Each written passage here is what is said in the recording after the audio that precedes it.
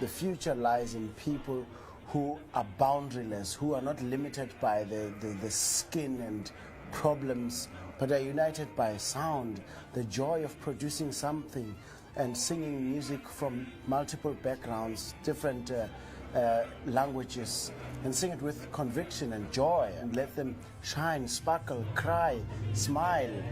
That for me is a priceless experience. Larry Willis, a great pianist, told me once, if you take care of the music, it will take care of you.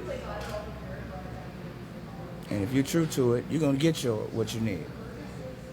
You just have to put all, you can't just put a little bit, you got to put it all in there. But for young guys coming up today, I would say, yeah, there's room for you, but you got to make sure you know your instrument very, very well, know your music very well, study the history of the music very well, and get bits and pieces from some of your heroes, because that's what I did. I got some of the Cal Jader style of music in my music. I got some of the Mongo Santa Maria styling of the way he played the congas. So I took from Ray Barretto's band, different ideas, influences that I loved. That's what I did, and you can do it, but you got to gather from different bits and pieces from different areas, and then try to come up with your own concept, your own sound, your own style.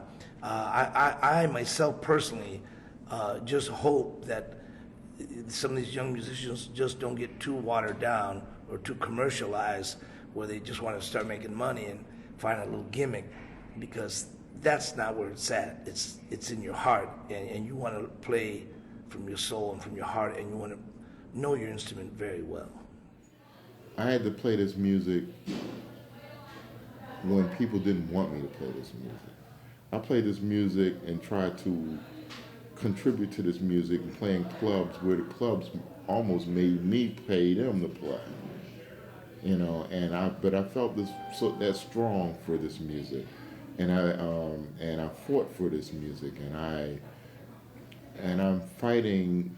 It's not because I need to make money, because I haven't made a dime, but it's because of the love of this art form, and this gift that God-given gift of playing music. I feel I need to honor that, So that's what I want people to understand. I didn't have $1 million thrown at me from the beginning. And as a matter of fact, for those that did have $1 million thrown at them, I wonder what would have happened if they didn't. Would they still be playing music now? I did. I stuck with it. I stuck with this music. We just have to be thoughtful as musicians, as a community. We have to go and look, because it's there.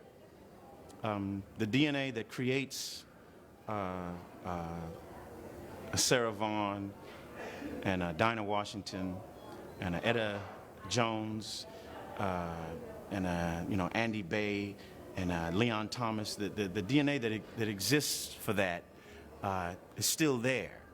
It just has to be cultivated. I think one of the things is that the jazz right now, current jazz, or a lot of the young players, their music is very intellectual. It appeals to the brain, and I think it has to appeal to this as well, maybe even more so. So at times it seems like there's kind of an emotional disconnect. I listen to the music and I can appreciate it for the intellectual content, but sometimes it can leave you cold. Say, wow, that's really hip, but I can't remember any of it. The solo. I can remember. I knew, like when Miles came out in 1957, I think it was, with around midnight.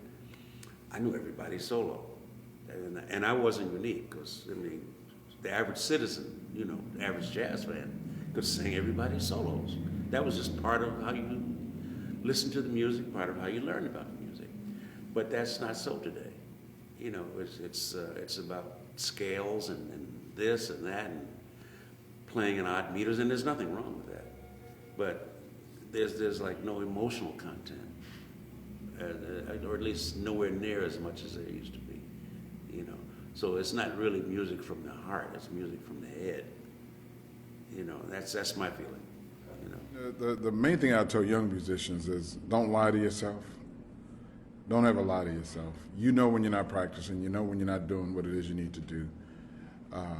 All of that stuff shows up in your playing. You know, I tell my students all the time, it's okay if you don't practice. You don't have to practice. But rest assured that there's somebody your age, someplace around the planet practicing. And if you're lucky, you're going to run into them.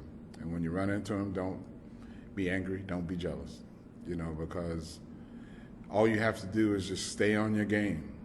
You know, it's a daily thing.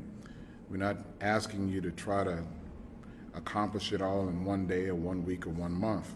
It's a lifelong process. So the main thing is don't lie to yourself, work hard every day, and make sure that you're always trying to just chip away at something that you're trying to develop. And keep your mind open and clear, open to new things. Don't become set in your ways. There's no one way to do this.